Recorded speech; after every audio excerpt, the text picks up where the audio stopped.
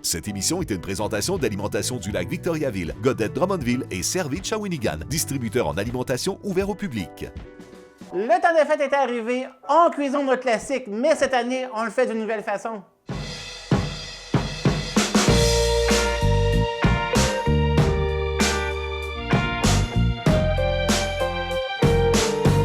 On commence avec la tourte de cubes de porc, ce que ça prend pour faire la recette. Évidemment, des cubes de porc. Je vous dirais environ 2 livres pour faire la recette. Ça prend aussi des petits oignons perles. Si vous n'avez pas d'oignons perles, vous pouvez prendre aussi de l'oignon régulier, pas de problème. C'est juste le côté un peu plus fancy des petits oignons perles. Ça va prendre des raisins secs. Moi, ici, j'adore les raisins dorés. Ça peut être aussi des raisins sultana ou des raisins de Corinthe. Si vous n'avez pas les raisins dorés, ça va faire la même chose. Sel et poivre. Ça va prendre beurre, huile, clou cannelle pour la saveur, les fameuses épices de Noël, vous savez, le clou, la cannelle, hein, on ne peut pas passer au côté. Ça va prendre de la pâte au beurre pour faire le pâté. Ça va prendre de la farine aussi, parce qu'on va faire revenir nos cubes de viande. Et puis, comme on a vu dans l'émission Les Braisés, c'est préférable que nos cubes de viande cuisent dans une sauce. Alors, à ce moment-là, les cubes de viande vont être plus moelleux, plus crémeux, plus onctueux. Et puis, c'est la farine qui, à ce moment-là, va faire le féculent. OK, pour la recette. À ça, on est prêt à commencer. On y va. On commence par faire chauffer notre feu. Je vais mettre du beurre avec un peu d'huile, parce que l'huile va faire en sorte, on l'a dit plusieurs fois, l'huile va faire en sorte d'abaisser le niveau d'ébullition du beurre. Ça va faire ce que le beurre ne brûlera pas. Il va légèrement dorer sans brûler. Une fois notre beurre fondu avec le mélange de beurre et d'huile, puis bien chaud, comme on peut voir, le beurre commence à frétiller, à beurrer, on va rajouter les cubes de viande, ce qui va faire en sorte que ça va saisir les cubes de viande d'un coup. Quand nos cubes de porc sont dorés, commencent à être pas mal dorés, comme ça, on ajoute l'oignon. L'oignon, ça va faire en sorte aussi, les sucres de l'oignon vont caraméliser ici le fond de la casserole, ça va caraméliser, ça va faire plus de goût, plus de saveur, ça va donner plus de punch à la viande. Quand on voit aussi que les oignons commencent à vouloir dorer comme ici, on voit que les oignons commencent à dorer, je vais rajouter les raisins secs. Les raisins secs, ce qui fait en sorte que c'est encore le truc, comme c'est sucré, ça va faciliter le caramel parce qu'à l'intérieur, il y a du beurre, il y a des sucres de viande, il y a le jus de l'oignon qui est un peu sucré, plus le sucré des raisins. Ça va être encore plus facile de caraméliser puis de dorer tout ça. À ça aussi, quand on fait ça, c'est sûr que les raisins, le sucre, ça va dorer. Et pour avoir plus de saveur, pour plus puncher, on va rajouter les épices tout de suite, ce qui va faire en sorte que les épices, en cuisant, en dorant, vont accentuer la saveur du clou et de la cannelle.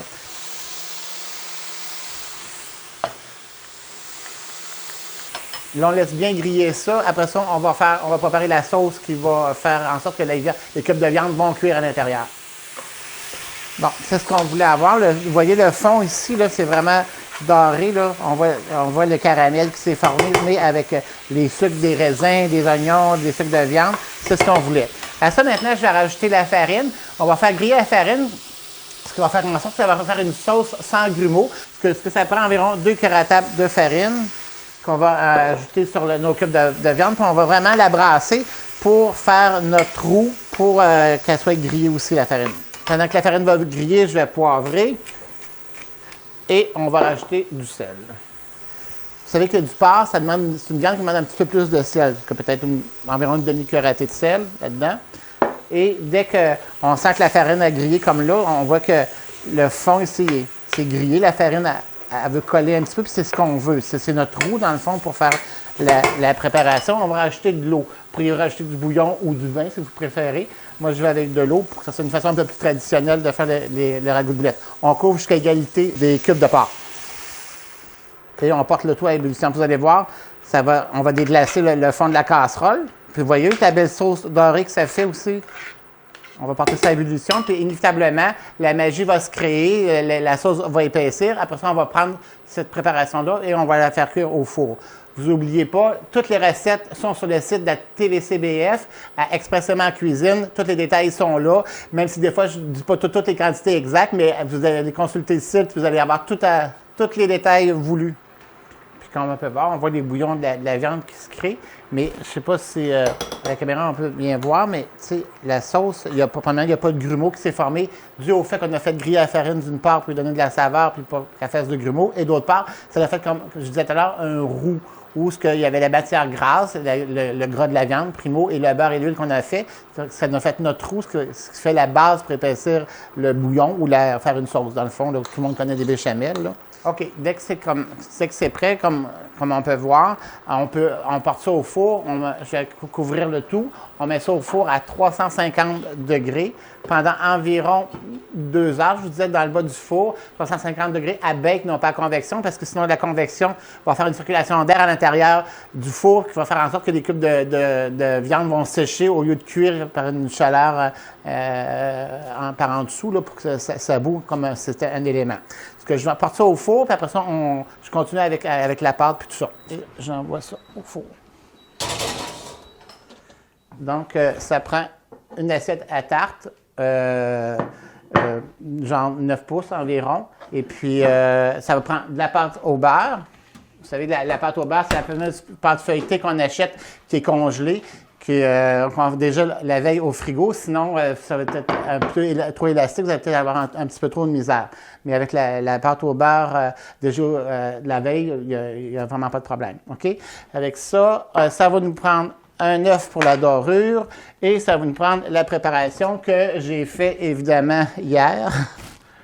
Okay, donc, c'est ce que ça donne, les cubes de viande, une fois refroidis, c'est ce qui va être en croûte, puis une fois chauffé, bien, toute la texture, le moelleux de la viande va reprendre. Je vais juste mettre un petit peu d'huile dans mon assiette pour pas que ça colle, et on va venir prendre... On va prendre 2 feuilles parce que l'assiette est quand même assez grande. Si vous préfériez, vous pourriez le faire aussi dans un moule à charnière. Vous pouvez le démouler après. C'est une autre façon de faire les choses aussi. Bon, on va en mettre la moitié comme ça. Et je vais mettre l'autre moitié.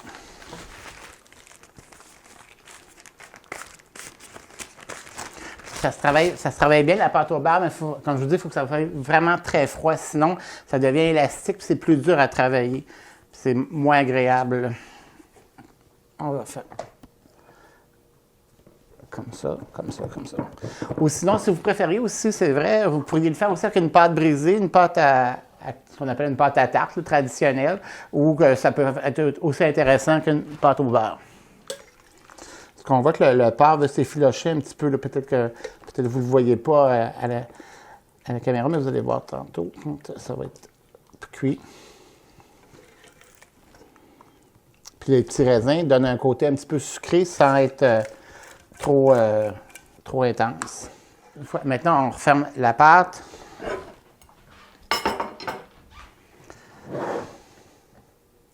Je vais essayer d'en faire un gros chausson. Quand c'est un croche, ça a l'air plus maison un petit peu. Je prends un œuf pour la dorure. Maintenant, au lieu de prendre juste le jaune d'œuf puis mettre de l'eau un peu pour éclaircir le jaune pour que ça soit plus malléable quand on l'étend, moi je casse les deux, de l'albumine, le blanc puis le jaune, puis pour arriver au même résultat. Ça va. Je vais ajouter à la décoration quelques graines de pavot. Vous pourriez mettre des graines de sésame aussi si vous voulez, ou pas en mettre du tout. Mais je trouve que ça fait un côté un peu plus attrayant une fois que c'est cuit. Donc le pâté, si on l'envoie au four à 375 à bake, 350-375, puis environ, je vous dirais à peu près 45 minutes. Si vous voulez, vous pourriez préparer d'avance, le congeler à cette étape-là, le mettre au congélateur. Puis au moment que vous en auriez besoin, vous pourriez le sortir la veille ou l'envoyer au four. Mais à ce moment-là, il faut calculer peut-être au moins 1h15, 1h30 à 350, le temps que le pâté se dégèle puis qu'il cuise aussi, que le fond cuise bien. Parce que sinon, ça va faire beaucoup d'eau si c'est cuit trop rapidement, puis le milieu ne sera pas évidemment dégelé. Ça fait que on envoie ça au four, puis on commence notre dinde aux champignons.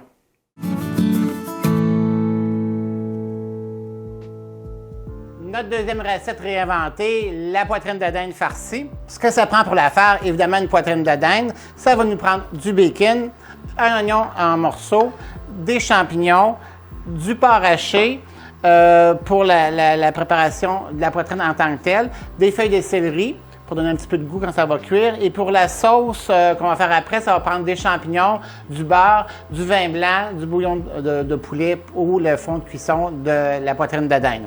On part tout de suite. On va commencer par faire revenir nos champignons parce que comme les champignons contiennent beaucoup d'eau, on veut qu'il y ait une bonne évaporation d'eau des champignons pour pas retrouver qu'avoir une farce mollasque, là, OK, qui contient trop d'eau, qui est trop liquide, qui n'est pas assez épaisse. Donc, en premier lieu, je vais mettre un petit peu de beurre dans mon poêlon avec le beurre toujours pour le goût et puis l'huile ici pour le degré d'ébullition pour ne pas faire brûler le beurre. Ça prend environ 4 tasses de champignons et on met du poivre et un peu de sel. On fait cuire ça environ de moitié, mais on ne veut pas que ça. C'est pas cuit à sec que je veux. Je veux quand même que le champignon reste moelleux, onctueux, mais qui ait perdu une bonne quantité d'eau pour les raisons que je viens de vous expliquer. Donc, on voit que nos champignons ont perdu beaucoup de volume. Ils ont perdu presque la moitié du volume. C'est ce qu'on veut. Il reste encore un petit peu de jus dans le fond parce qu'on ne veut pas réduire ça à sec. On ne veut pas de champignons secs. On veut qu'il reste moelleux, juteux, mais avec pas trop d'eau. Je pense qu'on s'est bien compris. Donc, ça, je vais mettre ça de côté, puis on va préparer la dinde pour pouvoir la farcir. Parce que je veux que ça tiédisse un petit peu, que ça refroidisse un petit peu. Donc, la petite technique pour la poitrine de dinde, je vais l'ouvrir comme en portefeuille, c'est comme on rouvre un portefeuille ou une enveloppe dans le fond. Pour faire ça, on prend ici de la pellicule plastique qu'on va mettre entre les deux, sur le dessous et le dessus de la poitrine. Puis, je vais prendre mon couteau et je vais venir la fendre ici en deux, mais pas complètement, parce que je veux pas la couper en deux pour que ça fasse deux pièces de viande, mais une même pièce, mais ouvert comme un livre, si vous voulez, ou comme un livre, tout simplement. Donc, je m'en viens ici, puis je m'en viens avec mon couteau et je viens la couper ici à la demi de la hauteur de la poitrine. Voyez-vous, comme je disais, c'est comme un livre. On était comme ça, on rouvre notre livre, puis ça fait une plus grande surface. Et on vient coupailler un petit peu comme ça pour détendre la chair de la viande pour pouvoir l'agrandir au maximum. Je vais recouvrir ça ici de l'autre partie, comme ça. Et à moins que vous ayez un marteau de boucher, mais je prends une bonne petite poêle de fonte et je viens frapper le poulet pour essayer de l'aplatir le plus possible, pour l'agrandir le plus possible, mais tout en gardant quand même une espèce d'épaisseur aussi, parce qu'on ne veut pas que ça devienne comme la viande à fondu, là. Ce que vous voyez, déjà ma superficie de viande a déjà agrandi et est plus intéressante, parce que quand on va venir pour rouler, on va avoir amplement de surface pour pouvoir faire la technique. Bon, ça, je vais mettre ça de côté.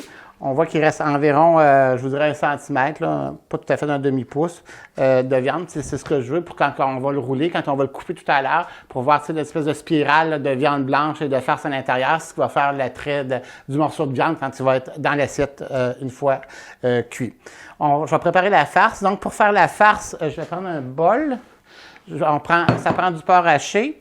Le porc haché, c'est environ 3/4 de livre de porc haché.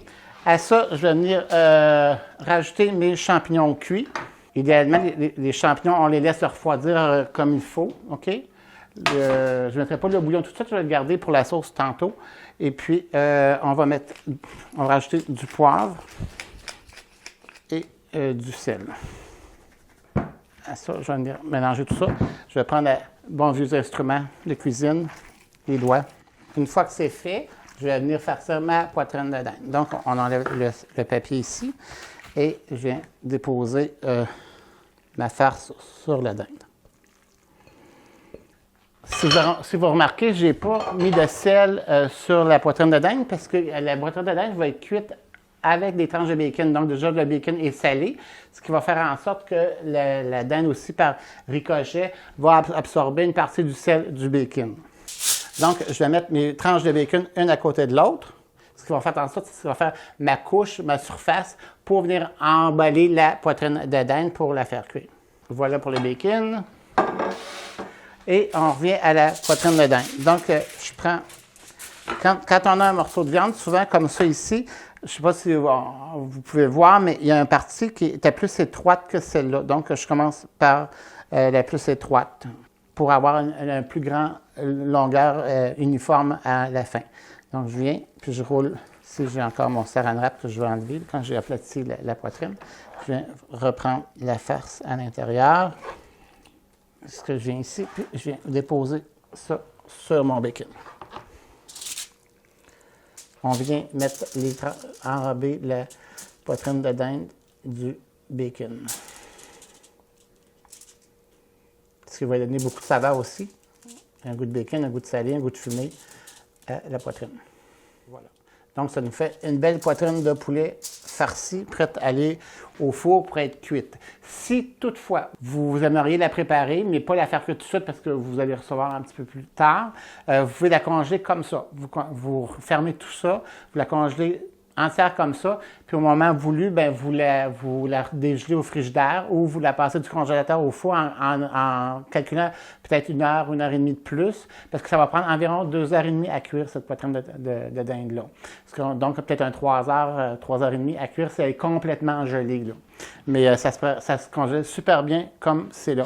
Ça va prendre aussi des feuilles de céleri que je vais... Parce que je trouve que le céleri, ça donne un bon goût au poulet. On va venir... Et puis, je viens enfermer ça.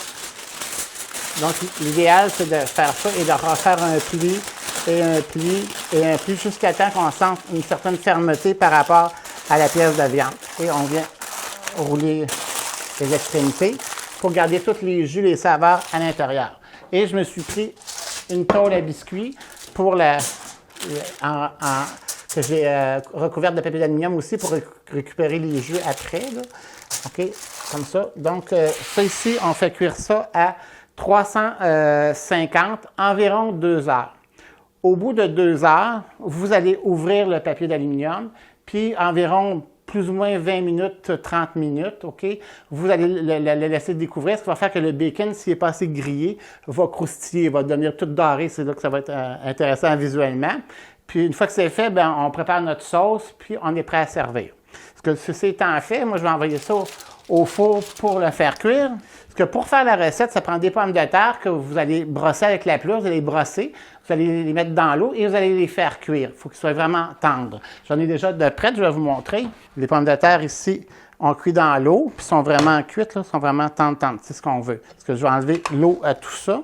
Puis, je vais les transférer dans un plat, moi, je vais prendre un plat corning, là, un plat de porcelaine ou de verre, peu importe, pour les faire griller, pour les envoyer au four.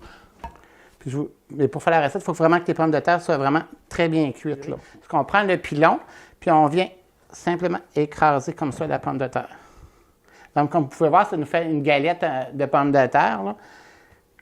Comme ça, ça va éclater, la pelure va éclater. Puis l'effet que la pelure va être là, elle va griller au four parce qu'on va rajouter un corps gras. Là. Elle va griller, puis ça va venir comme une chips, là, puis l'intérieur, ça va être tout moelleux. C'est super bon. Ça, c'est fait ici. À ça, je vais rajouter des petites noisettes de beurre. On va mettre une petite noisette sur chaque. Je vais rajouter un peu de romarin, parce que moi, j'aime bien le romarin avec ça. Et ça peut être du thym aussi, si vous préférez. Un petit peu de romarin sur les pommes de terre. On va mettre du sel, évidemment, et du poivre. Puis, je vais rajouter un petit peu d'huile d'olive pour que ça grille encore plus facilement. Donc, les pommes de terre, vous les envoyez au four environ 30-35 minutes à 375 à convection. Si vous avez un four à convection, c'est ce qu'il y a de mieux. Fait que, on fait cuire notre dinde, on fait cuire ça, et je vous reviens avec la sauce. Le moment est rendu à préparer la sauce qui va accompagner notre rôti de dinde, notre poitrine de dinde farcie.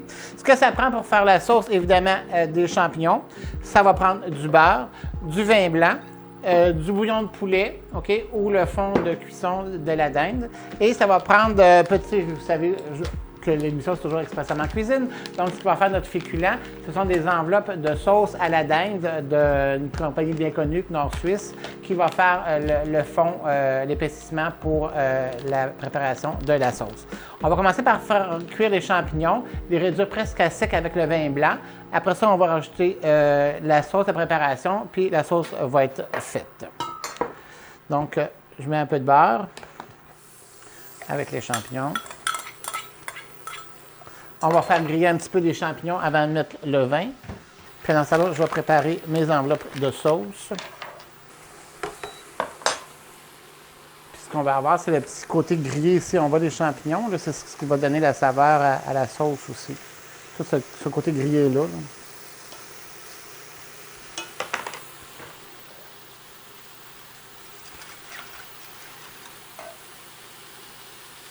Quand ils sont demi-cuits comme ça, je vais rajouter du vin blanc, environ une tasse de sauce de vin blanc.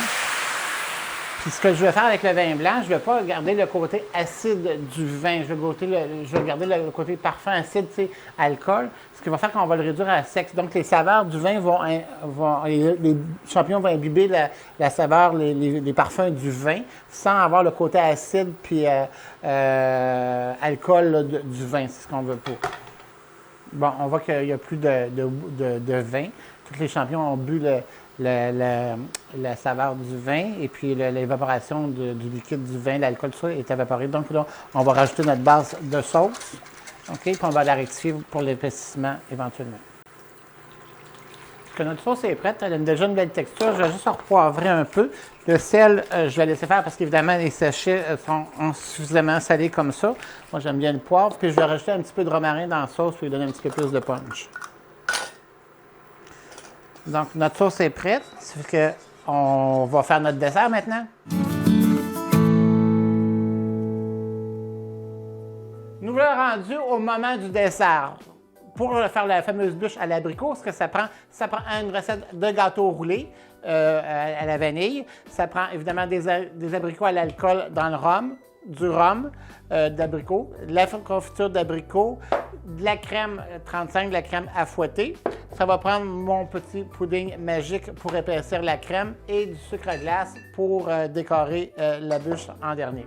Je vais commencer par vous montrer comment faire les abricots à l'alcool. C'est très simple. C'est qu'on prend des abricots secs que tout le monde connaît et on les noie de rhum tout simplement et on porte à ébullition. Et une fois que ça bout, on les laisse recouvrir, puis on peut les laisser une nuit sur le comptoir pour qu'ils continuent à gonfler. Idéalement, c'est peut-être un peu plus long. Moi, je préfère les faire à l'avance. Et quand je dis à l'avance, c'est vraiment à l'avance. Ceux-ci ont 3 semaines de fait. Donc, une fois qu'ils sont faits, sont refroidis, vous pouvez vous en servir tout de suite. Ça peut faire, comme on dit, la job. Mais par contre, pour avoir un côté un peu plus crémeux de l'abricot, plus moelleux, plus sirupeux, c'est préférable de les faire 3 semaines à l'avance. Vous pouvez les faire 3 semaines, 1 mois, peu importe. Ça se conserve facilement 6 mois de temps au frigo dans un bocal hermétique. Donc, quand ça bout bien, c'est déjà fait. On couvre ça, on met ça de côté. Et puis, quelques heures après ou le lendemain, l'abricot est prêt. Le fameux gâteau roulé, je vais vous mettre la recette sur le site, il n'y a pas de problème. Donc, on verse 500 ml de crème. On met ça maximum et on fouette.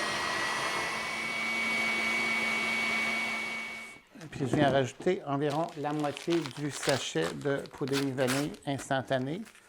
Je vais prendre mon fouet. Je viens saupoudrer ça comme ça.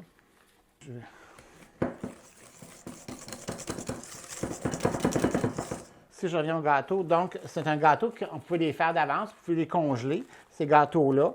Quand je les congèle, je mets toujours une feuille de papier ciré, ça fait en sorte que le gâteau ne colle pas sur lui-même. Là, on va reprendre l'alcool qu'il y a dans les abricots, l'espèce de sirop qui s'est développé, qu'on voit ici, là, ce sirop-là. C'est ce qu'on va faire. On va venir imbiber le gâteau avec. Donc, je vais venir en verser un peu partout. On voit qu'il est un petit peu comme du sirop, un petit peu. Là. Ça va environ une demi-tasse de sirop d'abricot. Après ça, on va venir prendre la confiture d'abricot que vous achetez du commerce ou que vous pouvez faire si vous préférez. On vient en passer une couche. Et quand on fait des gâteaux roulés comme ça, comme des bûches ou juste un gâteau roulé, la partie finale, parce qu'ici c'est mon cœur de gâteau roulé, on peut en mettre un peu plus parce que c'est intéressant de voir le cœur bien garni. Mais au final, ça ne donne rien d'en mettre trop, la dernière peut-être 2 pouces de gâteau, parce que ce qui va faire en sorte que quand on va rouler le gâteau, toute la préparation va comme se pousser d'elle-même, ce qui fait en sorte qu'à un moment donné, s'il y en a trop au bord, ça va tout se ressortir au lieu de rentrer à l'intérieur ou de rester à l'intérieur. À ça maintenant, je vais rajouter ma crème fouettée, une partie. Et comme je vous dis, on va en mettre plus vis-à-vis du cœur. Ou comme les rebords, c'est la même chose, on n'en met pas trop parce que de toute façon, souvent on va le couper pour la présentation. Ça va nous servir de collation, mais quand même, pour la présentation, on va couper le rebord. Puis sinon, ça va ressortir de partout. À ça, je viens chercher mes abricots gonflés à l'alcool. Puis je viens en déposer un peu partout sur le gâteau. Donc, on en met une partie, parce que comme je vous expliquais, une fois que le gâteau est roulé, ça ne donne rien à en mettre en dernier, parce qu'à un moment donné, ça va sortir du gâteau. Donc, on est prêt, on prend le gâteau et on vient de presser. Et voilà. Asseoir la bûche sur mon petit traîneau. Voilà. Le petit Père Noël. Et puis, on prend du sucre glace.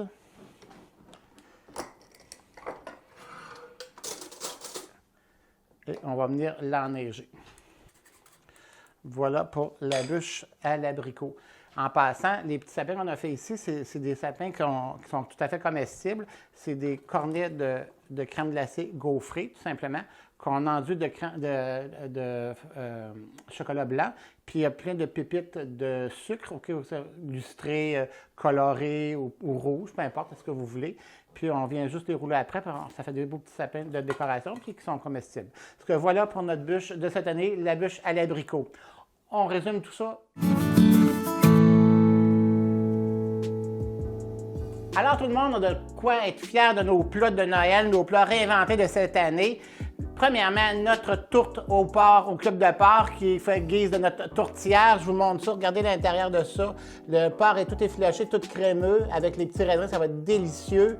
Ensuite de ça, on a cuisiné notre roulé de dinde farci aux champignons, avec notre sauce aux champignons et au vin blanc. Une belle texture de sauce. Ça vient tout lustrer notre roux de dinde, c'est sûr. Les fameuses pommes de terre grillées. Donc, ça fait une belle galette. C'est croustillant. C'est le fun, c'est moelleux à l'intérieur, vous allez voir. Quand on la prend, regardez l'intérieur, c'est tout crémeux, c'est une pomme de terre. Après ça, bien, finalement, notre fameuse bûche à l'abricot. Parce que là-dessus, je vous souhaite un bon appétit, un joyeux Noël, et puis festoyez et mangez bien. Cette émission est une présentation d'Alimentation du Lac Victoriaville, Godette Drummondville et Servit Shawinigan, distributeur en alimentation ouvert au public.